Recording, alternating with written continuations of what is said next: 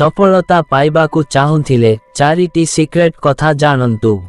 जीवनरे केबे भी हारर सामना करिबाकु पड़िबो नाही। बंधुगण, मनुष्यकु एही दुनिया रे बंचिबा पाई हेले निजर एक लक्ष्य स्थिर करिबाकु पड़िबो। कारण आमे लक्ष्य विहीन जीवन यापन करू तेबे जीवन को काटिबा पाई उत्साह रहे नाही। मनुष्य खाली खाइबा पीबा प्रति ध्यान हेई थाए, निजर जीवन अर्थ को बुझी न थाए। जो व्यक्ति निज जीवनर गुरुत्वपूर्ण अर्थ को बुझिबाकु चाहुथिबो से आम पूर्वतन राष्ट्रपति डाक्टर अब्दुल कलाम कहिथिबा एही चारिटी कथा को निहाती जानिबा दरकार। से कहिथिबा महत्वपूर्ण कथा को मने रखी जीवन रे पालन करिबा द्वारा आमे चाहुथिबा लक्ष्य को सफलता पूर्वक हासिल करि पारिबा। तेबे चालंतु सेही गुरुत्वपूर्ण पॉइंट विषय रे जानिबा। एक, आमे सबुबेले निजको प्रोत्साहन करी कहिबा जे मु सबु किछि करि पारिबी। कारण अब्दुल कलाम जेतेबेले पायलट हेबाकु चाहुथिले मात्र हेई पारिले नाही। सेही समय रे से निराश हेई जाइथिले, मात्र निराश को केबे भी जीतिबाकु देई नथिले। परे से देशर राष्ट्रपति होइथिले।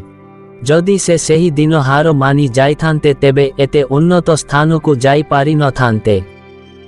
एथिपाई व्यक्तिर अक्लांत चेष्टा और निजको सबुबेले सबु किछि करि पारिबा कहिबा उचित। सबुबेले निजर एक लक्ष्य को आखि आगरे रखी आगको बढ़िबा उचित। 2, आमे सर्वदा किछि ना किछि ज्ञान को शिखिबार मनोवृत्ति रखिबा उचित।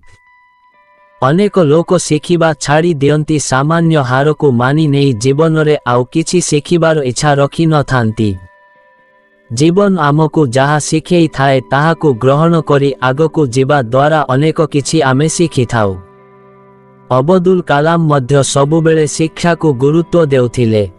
3, आपण माने निजको सर्वदा कहिबा उचित ये मु सबुबेले कठिन परिश्रम करिबी। व्यक्ति जेबे कोनोसी काम को कर्तव्यर सह करिथाए तेबे ही प्रशंसार पात्र हेई पारे। कौनसी भी व्यक्ति बिना परिश्रम रे सफलता हासिल करि न थाए। अनेक राति अनिद्रा एवं बहुत परिश्रमर फल गोटे दिन मिली थाए, किंतु एहा पाई बहु वर्ष कठिन परिश्रम करिबाकु पड़े। 4, जीवनर चलाबाटरे जेते भी कष्ट आसु ना काहिंकी आमको सफलता पाइबाकु हेले कष्ट को भूली जीवन रे किछि करी देखेइबार मनोवृत्ति नहीं आगको बढ़िबाकु पड़िबो। सबुठारु बड़ कथा हेला निज उपरे विश्वास रखिबाकु पड़िबो। बंधुगण, भिडियोटी भल लागिले भिडियो को गोटिए लाइक एवं आमर सत्य गाइडर यूट्यूब चैनल को सब्सक्राइब करिबाकु भूलिबेनी। धन्यवाद। जय श्री कृष्ण।